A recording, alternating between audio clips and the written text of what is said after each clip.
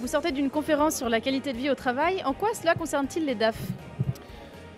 Il faut savoir que la qualité de vie au travail, c'est quand même un élément qui est difficilement valorisable. Et donc aujourd'hui, il est d'un intérêt dans l'ensemble des entreprises et en particulier des DRH de devenir un véritable acteur au niveau des COMEX, des boards, etc. Donc aujourd'hui, ce qu'on a essayé de faire, c'est de montrer aux DAF d'abord ce que ça représente, ce qui est parfois un petit peu énigmatique, hein, la qualité de vie au travail.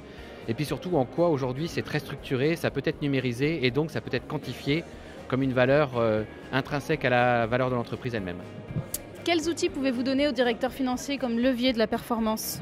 Alors aujourd'hui justement on a développé un certain nombre d'outils avec le cabinet Mercer, hein, vous avez vu la conférence, à savoir que d'une part nous travaillons sur la quantification de l'ensemble des facteurs explicatifs et d'autre part on est capable de corréler l'ensemble de ces données avec des données beaucoup plus financières comme l'absentéisme, la productivité, etc., etc. Mais pour nous l'important c'est aussi de démontrer aux DAF que l'action qui va permettre de réduire les différents coûts issus d'une mauvaise qualité de vie au travail, ou au contraire d'accroître la performance de l'entreprise, vont dépendre d'un équilibre qui est assez difficile à comprendre entre des facteurs qui sont dégradés et parfois sur lesquels on ne peut pas faire grand-chose, mais également des facteurs de compensation, des facteurs forts, des collectifs de travail qui vont faire que malgré certaines difficultés au travail, on est capable d'augmenter la performance collective parce que ces facteurs sont maintenus et sont franchement protégés dans l'entreprise. Merci beaucoup.